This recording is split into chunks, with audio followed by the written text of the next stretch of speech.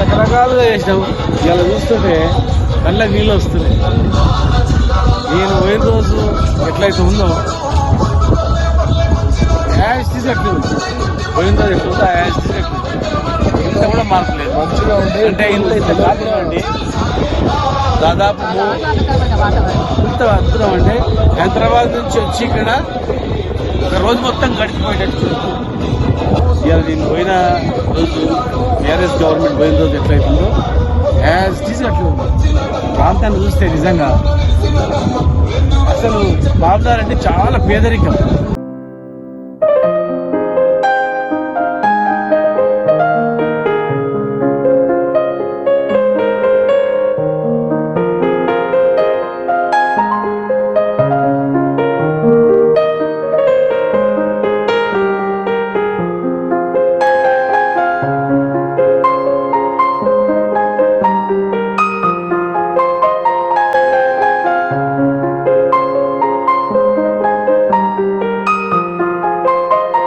మనుషుల మీద కోపం ఉంటే వదిలిపెట్టు.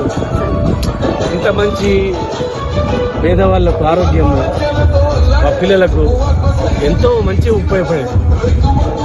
అద్భుతమైన కళ మా కళ ఇది. ఏంటంటే ఇక్కడ చాలా మంది వచ్చి చూడడానికి రావాలా, ఆరోగ్యం కాపాడుకోవాలా, ఇంట్లో చేపలు పెంచుకోవాలి, చేపలు ఫ్రెష్గా వాళ్ళకు ఉపాధి కలవాలా అని చెప్పి ఇక్కడ శిల్పారామం ఇవన్నీ టోటల్గా ఇంత పెద్ద ఇంత ఈ సస్పెన్షన్ బ్రిడ్జ్ అంటే వేరే దేశాల్లో ఉంటుందన్నమాట.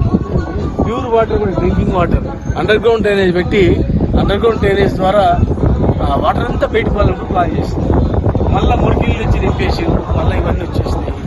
అంటే అంత ఖర్చు ఉండదు పబ్లిక్ మీద. అసలు 2.5 ఏళ్ళు అయింది. ఇది కొత్త పనులు కావు, ఆల్రెడీ అయ్యే పనులు కంప్లీట్గా శాంక్షన్ అయ్యి టెండర్ అయ్యి కాంట్రాక్ట్ వచ్చిన పనులను కూడా కంప్లీట్ చేయకుండా దారి వదిలేసి ఎంత అన్యాయం అంటే అసలు ఇంత కళను కనీసం దుర్మార్గంగా దీన్ని వదిలిపెట్టి దీన్ని ఏందో ప్లాన్ అంటారు. ఇదేం ప్లానో అర్థం కాదు. ఇది ఎందుకు కట్టిండ్రో ఇదంతా అంటే వాళ్ళకు అంత మూర్ఖంగా మాట్లాడి మధ్యంతరంగా వదిలిపెట్టడం అనేది చాలా దారుణంగా అనిపిస్తుంది. ఎక్కడొక్కనే పడేసిండ్రు పిచ్చి పబ్లిక్, పిచ్చోళ్ళని నమ్ముకొని ఎక్కడొక్కనే పడేసిండ్రు పిచ్చి పబ్లిక్, పిచ్చోళ్ళని నమ్ముకొని. ప్రజలు నమ్మకపోతే, ప్రజలు గుర్తుపట్టకపోతే చూసినంత తర్వాత కూడా వాళ్ళు వినకపోతే మేము ఏం చేస్తాము?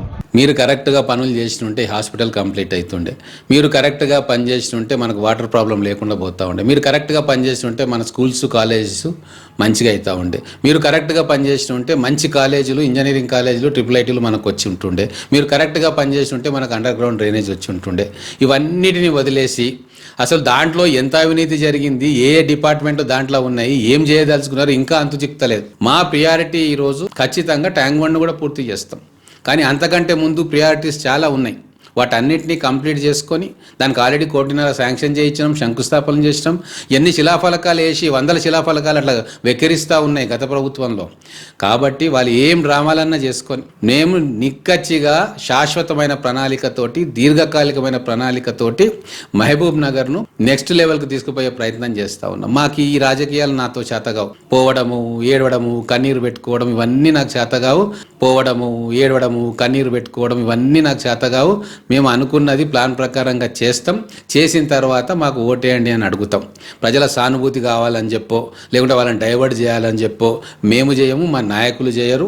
ఖచ్చితంగా అద్భుతంగా ట్యాంక్ బండ్ను నిర్మాణం చేస్తాం. ఈ రాబోయే రోజుల్లో మహబూబ్ నగర్లో ఇప్పటికే మీకు తెలుసు 150 కోట్లతోటి ప్రతి కాలనీలో కూడా మేము డ్రైన్లు, సీసీ రోడ్లు వేసినాం. అందుకు ఏడవాలే, మీరు వేయలేకపోయినందుకు ఏడవాలే. మీరు ప్రజలను ఏడిపించారు, అందుకే మిమ్మల్ని ఇంట్లో కూర్చోబెట్టిరు.